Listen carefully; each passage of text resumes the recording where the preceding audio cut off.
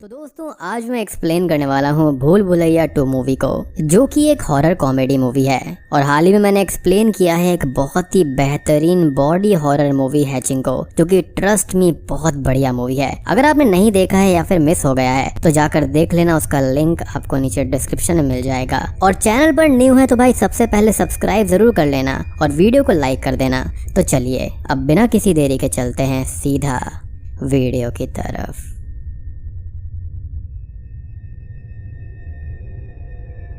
तो मूवी की शुरुआत में हम ठाकुर साहब समेत पूरी फैमिली को देखते हैं, जहां पर एक ताकतवर इविल स्पिरिट एक औरत को घसीटते हुए कहीं पर ले जा रही थी। लेकिन बाबा उस स्पिरिट को एक कमरे में कैद कर उस दरवाजे के ऊपर भैरव कवच लगा देते हैं, जिससे कि वो इविल स्पिरिट वहीं पर कैद हो जाती है। खैर अब कहानी 18 साल आगे बढ़ जाती है, जहाँ पर रूहान रीत नाम की एक लड़की से मिलता है, जो कि अपनी शादी से दूर घर से आई हुई थी घूमने के लिए। वो इस शादी को करना नहीं चाहती थी, लेकिन उसके घर वाले उसको बुलाते हैं क्योंकि इससे उसके फादर यानी कि ठाकुर साहब की बदनामी हो जाती। और ठाकुर साहब वही है यानी कि शुरुआत वाले, और रीत उनकी ही बेटी है। खैर अब इन दोनों में दोस्ती हो जाती है और तभी रीत और रूहान मस्ती करने लगते हैं, और जिस बस में वो चढ़ने वाले थे वो बस नीचे खाई में गिर जाती है, जिससे लकीली रीत और रूहान बच जाते हैं। लेकिन बाकी सभी पैसेंजर जो उसके अंदर थे वो मारे गए थे।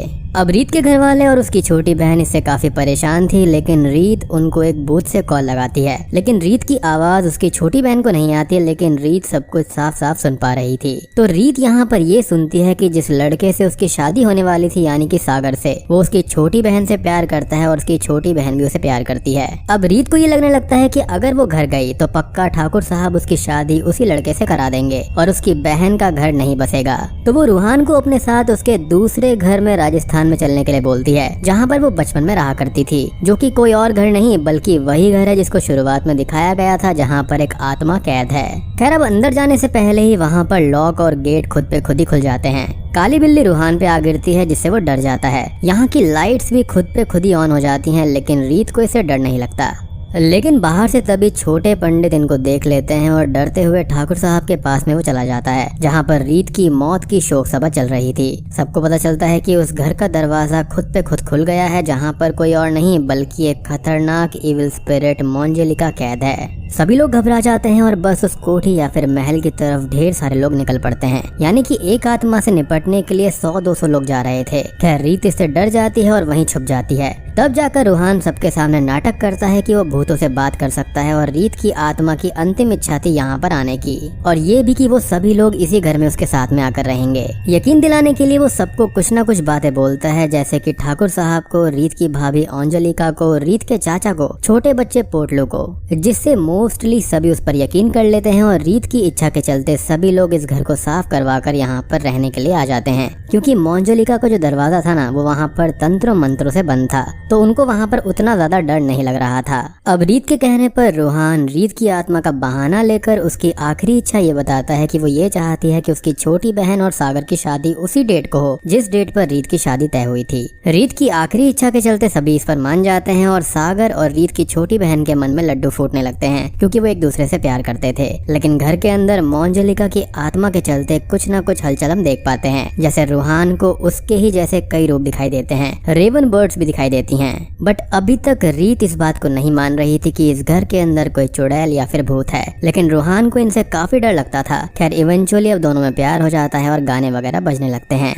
अब यहाँ पर छोटे पंडित, बड़े पंडित और उसकी बीवी यानी कि पंडित आयन को उस पर यकीन नहीं था, यानी कि रूहान के ऊपर, क्योंकि इससे उनके धंधे के लिए खतरा था। तो वो उसको फंसाने के लिए उसको मुखिया के घर पर ले जाते हैं। लेकिन कहानी यहाँ से एक अजीब सा मोड़ ले लेती है, क्योंकि एक हादसे के दौरान रूहान मुखिया की मरी हुई माँ के पास से छुपा हुआ खजाना निकाल देता है, जहाँ पर पंडित लोगों ने उसको फंसाने का प्लान बनाया था। और बस यहाँ से रूहान जो होता है वो रूह बाबा के नाम से फेमस हो जाता है, और सभी गांव के लोग उसके पास में अपनी परेशानियां लेकर आने लगते हैं। मीनवाइल शराब के नशे में चाचा जी और रूहान मोंजेलिका वाले बंद दरवाजे और 3rd फ्लोर पर जाते हैं, जहाँ पर रूहान उस त्रिशूल को जैसे ही हटाता है वहाँ पर हवाएं चलना शुरू हो जाती हैं, जिससे कि वो डर जाता है और त्रिशूल वापस रख देता है। लेकिन तभी वहाँ पर अंजलिका भाभी आ जाती हैं और हमको मोंजेलिका की पूरी बैक स्टोरी दिखाई जाती है। असल में इस कमरे के अंदर जो कैद है वो कोई और नहीं बल्कि अंजलिका भाभी की सगी बहन मोंजेलिका है, जो कि ट्विंस थी। वो दोनों और उनके बाबा यहाँ पर संगीत और नृत्य की कला के साथ में यहाँ आए थे। इनके बाबा हमेशा अंजलिका को ही प्यार किया करते, जिसके चलते अंजलिका काली विद्या सीखने लगी जेलसी में, और ये दोनों ही बहनें बड़ी हो गयी, जिनका कैरेक्टर यहाँ पर तब्बू ने निभाया है। जल्दी ही अंजलिका पूरी तरह से काली विद्या सीख लेती है और उसको कुंवर जी यानी कि ठाकुर साहब के बेटे से प्यार भी हो जाता है, लेकिन उनको अंजलिका से नहीं बल्कि अंजलिका से प्यार था और उनकी शादी भी हो जाती है। लेकिन अंजलिका अब अपनी बहन पर काला जादू करती है, जिसको उसके बाबा देख लेते हैं, लेकिन वो अपने बाबा को भी मार डालती है और कहती है कि आप हमेशा से ही एक बेटी चाहते थे ना, अब आपकी एक ही बेटी जिंदा रहेगी। सुहागरात वाले दिन ही अंजलिका पर हमला करती है और फिर कुंवर को भी मारने वाली होती है, लेकिन एक चाकू की मदद से अंजलिका अपनी ही बहन को मार डालती है। लेकिन अंजलिका मरने के बाद भी उनका पीछा नहीं छोड़ती और कुंवर जी को ऊपर से नीचे धक्का दे देती है, जिससे उनकी पूरी बॉडी ही पैरालाइज्ड हो जाती है, यानी कि वो 18 साल से पैरालाइज्ड होते हैं। अब इसके बाद में ही उस बाबा को बुलाकर अंजलिका को उस कमरे में कैद कर दिया गया था और यही मूवी का स्टार्टिंग सीन था। रूहान को अंजलिका भाभी स्ट्रिक्टली मना करती हैं कि वो बिल्कुल भी इस दरवाजे को ना खोले, क्योंकि जो अंजलिका की आत्मा है वो नॉर्मल आत्माओं से काफी अलग है।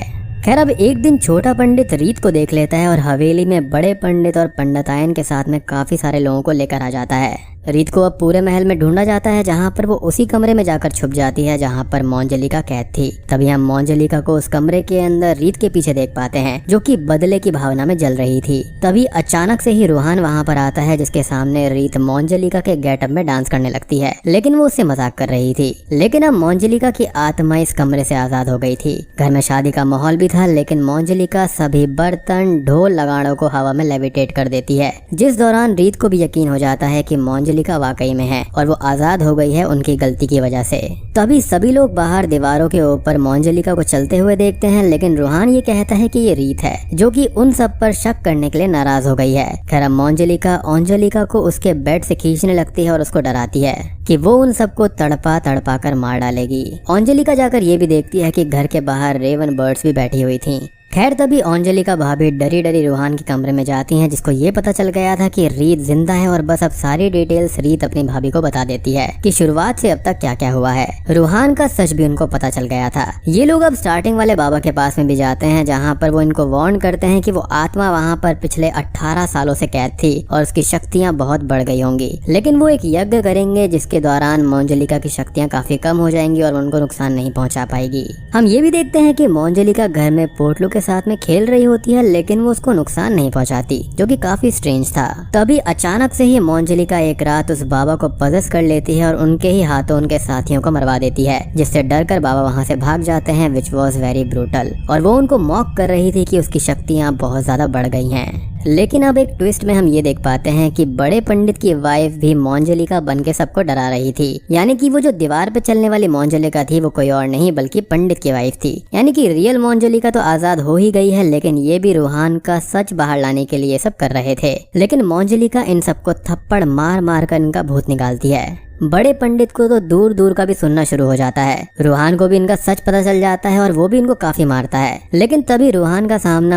अंजलिका से हो जाता है, जो कि बेखौफ होकर वहां पर जाता है, क्योंकि उसको ये लग रहा था कि ये कोई और नहीं बल्कि पंडित की वाइफ है। अब बस रूहान उसको चुनौती देता है कि विच के पैर तो उल्टे होते हैं ना, और वो तभी अपने पैरों को उल्टा कर देती है और उसको एक ऊंचाई वाली जगह से ले जाकर धक्का देने लगती है। लेकिन तभी सीन यहाँ पर कट हो जाता है। अब हम महल का सीन देखते हैं, जहाँ पर रूहान अंजलिका के पोजेशन में वहाँ आता है और मेल वर्जन ऑफ आमी जे तोमार गाने लगता है, जो कि सेक्सी एस एफ था, यानी कि मेस्मराइजिंग था बिल्कुल। खैर, अंजलिका अब अंजलिका को ये कहती है कि वो उसको आज मार डालेगी। अंजलिका लेकिन ये कहती है कि वो उन्हीं बाबा को बुलाकर उसको कैद करवा देगी। लेकिन तभी उस बाबा की लाश ऊपर से नीचे आकर गिरती है, जिससे कि सभी डर जाते हैं। सबको रीत के जिंदा होने का भी सच पता चल जाता है। खैर, अब पोजेशन में रूहान अंजलिका को मारने आगे बढ़ता है, लेकिन तभी रीत की भाभी अंजलिका रीत को चाकू के दम पर उसको पकड़ लेती है। और दोस्तों, अब यहाँ पर खुलते हैं इस मूवी के असली पत्ते। असल में इस घर में जो रीत की भाभी बन के रह रही थी पिछले 18 सालों से, वो अंजलिका नहीं बल्कि अंजलिका थी। जी हाँ, उसने उस शुरुआत वाले बाबा के साथ मिलकर काला जादू करके अंजलिका को अपने वश में कर लिया था सुहागरात वाले दिन। अब सुहागरात वाले दिन उसने अंजलिका को अपने वश में किया और उसके कपड़े पहनकर खुद को अंजलिका से अंजलिका बना दिया। अब असली अंजलिका उसके वश में काला जादू करने वाले कपड़े पहनकर अंजलिका के ऊपर वार कर देती है, जिससे असली अंजलिका अपनी ही बहन अंजलिका को मार देती है। यानी कि मोंजिलिका ने अपनी जो पोजीशन थी वो अपनी बहन से स्विच कर ली थी। तो यहाँ पर जिसकी आत्मा इस महल के अंदर पिछले 18 सालों से कैद थी वो कोई और नहीं बल्कि इस घर की असली बहू यानी कि रियल एंजेलिका थी। और मोंजिलिका जो थी वो पिछले 18 सालों से सबसे झूठ बोल रही थी। इनफैक्ट इस घर के जितने भी मेंबर्स को ये बात पता चली थी कि ये एंजेलिका नहीं बल्कि मोंजिलिका है, उसने सबको मार दिया। और यहाँ तक कि कुंवर वाली कहानी भी झूठ बताई गई थी। उनको भी पता चल गया था कि ये मोंजिलिका है क्योंकि उसको उसकी काला जादू करने वाली गुड़िया मिल गई थी। तो उसने कुंवर जी को भी ऊपर से नीचे धक्का दे दिया था और मोंजिलिका ने आकर कुंवर जी को धक्का दिया है, ये कहानी उसने झूठ बताई थी। अब एंजेलिका की आत्मा ने आजाद होने के बाद मोंजिलिका को जाकर डराना चाहा और उसको मारना भी चाहा, लेकिन वो उससे बिल्कुल भी नहीं डरी क्योंकि वो तो खुद ही काला जादू किया करती थी। वो मेंटली भी काफी सिक थी। उसका सिंपल कहना था कि उसकी बात पर कोई यकीन नहीं करेगा और वो उसको मार तो देगी लेकिन उसका 18 साल का झूठ कैसे सबके सामने आएगा। तब जाकर रूहान का रोल यहाँ पर आता है। जब उस दिन आपको याद होगा कि एंजेलिका की आत्मा उसको ऊंचाई पर ले गई थी तो वो गिरा नहीं था बल्कि एंजेलिका ने उसको बचा लिया था और ये कहा था कि वो रीत को लेकर यहाँ से चला जाए। तब जाकर उसने एंजेलिका को भाभी बुलाया और उसके सामने सारी सच्चाई आ गई और वही एंजेलिका का दर्द समझ पाया था। और यही रीजन था कि उसने पोजेशन का नाटक किया ताकि मोंजिलिका का जो सच है वो सबके सामने आ जाए। लेकिन इसके बाद में भी वो हंसती ही रहती है, लेकिन इस बार एंजेलिका उसको पीट पीट कर उसी दरवाजे और रूम के अंदर कैद कर देती है और सबको वहाँ से का बोलती है। रूहान का रूह बाबा वाला टाइटल भी बच जाता है और एंजेलिका अब इस हवेली के अंदर अपनी बहन को टॉर्चर करती रहेगी। अब बाकी सब इस महल को छोड़कर वहां से चले जाते हैं और बूम, इसी के साथ में ये मूवी यहाँ पर खत्म हो जाती है। अब देखो यहाँ पर आप इस मूवी को पार्ट 1 से बिल्कुल ही मत जोड़ना, उसका कोई भी लिंक यहाँ पर थोड़ा बहुत भी नहीं है। लेकिन अब बात करते हैं असल मुद्दे की, मूवी है कैसी। तो इसको आप पार्ट 1 से तो जोड़ो ही मत कि वो कैसी है, क्योंकि वहाँ पर वो साइकोलॉजिकल हॉरर था और यहाँ पर ये प्रॉपर हॉरर है। सो कंपेयर करना बिल्कुल गलत होगा। ओवरऑल बात करूँ तो मूवी ठीक है। मैं एक्सपेक्टेशंस काफी लो लेकर गया था लेकिन मूवी मुझे सही लगी। जो स्टार्टिंग का सीन आता है ना, वहाँ से बेस काफी सही बनता है। लाइक मूवी ना रोलर कोस्टर राइड जैसी थी, ऊपर जाती है कभी नीचे आती है, लेकिन ओवरऑल मूवी ठीक है। खैर इसके अंदर गाने वगैरह भी सही हैं, लेकिन सबसे बढ़िया मुझे पर्सनली वो मेल वर्जन वाला आमिजे तोमार लगा। एंड कार्तिक आर्यन की एक्टिंग भी सही है। बट ऑब्वियसली मूवी की जो शो स्टॉपर है ना, वो यहाँ पर तब्बू हैं और उसके बाद में कार्तिक। ओवरऑल मूवी सही है, लाइट हॉरर कॉमेडी है। ऑब्वियसली मूवी के अंदर कमियां थी, लाइक ये डबल रोल और मेन विलन कोई और निकलती है। ये तो बिपाशा बासु की अलोन मूवी का कॉन्सेप्ट है, जो कि खुद एक हॉलीवुड की कॉपी थी। बट एग्जीक्यूशन यहाँ पर ठीक था। हालांकि जिस मोमेंट पे तब्बू बार बार गेट खोलने से रूहान को रोक रही थी ना, मैं समझ गया था कि ये पक्का मोंजिलिका है और अंदर आत्मा किसी और की है, क्योंकि इस आत्मा ने बाहर निकलते ही सबसे पहले बाबा को मारा और किसी को भी नहीं। पोटलू के साथ में वो खेल भी रही थी और घर के अंदर उसने किसी भी मेंबर को नुकसान नहीं पहुंचाया था, जबकि वो इजीली ऐसा कर सकती थी। So it was all very clear from the very starting. बाकी अगर आप लोगों ने इस मूवी को देखा है तो आपको ये कैसी लगी आप मुझे बताना। तो वीडियो पसंद आई हो तो लाइक कर देना, चैनल पर नए हैं तो सब्सक्राइब कर लीजिए। तो मैं आप सबको मिलता हूँ अगली वीडियो के साथ में, तब तक के लिए